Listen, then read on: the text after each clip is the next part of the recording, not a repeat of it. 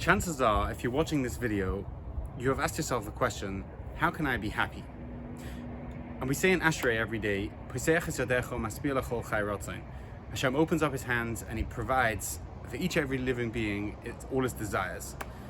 And I've had the question always is, I have many desires and, well, Hashem has not given them to me. He hasn't opened up his hand and given them to me. And I was looking at the psak again, and I realized maybe this is an instruction. Maybe this is saying to us, open up your hands and Hashem will give you everything that you need. That we should open up our hands and Hashem will give us everything that we need.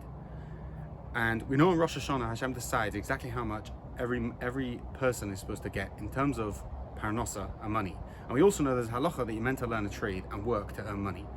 And it seems like two contradicting ideas. On the one hand, we're meant to work, but on the other hand, Hashem is going to give us everything we need, and it's already decided on Rosh Hashanah. There is no difference whether we work or not. So the Chavis Avamos brings a very nice answer, and he says that every person is destined to get the right amount of money. The reason that we work is just that we shouldn't sin. That's the whole reason. And I looked in this week's parasha, and also the Yidden also had a similar idea when it comes to the mon, and that is that everyone got the same amount of mon, only that the righteous people got it right outside of their door, and the less righteous people had to walk. And sometimes in life we all think the more we chase and the more we work and the more we make money and the more we buy things, the happier we'll be. But those of us who have done that know that that's completely untrue.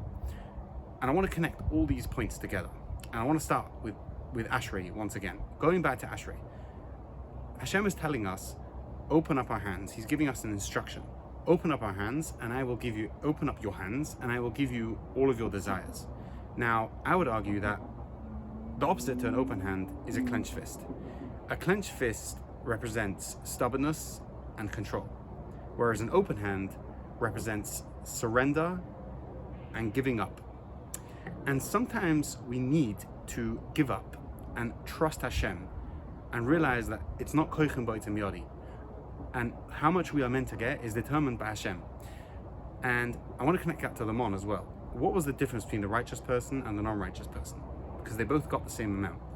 And I would argue that the righteous person, he knew how to open his hands, he knew how to let go and how to trust Hashem.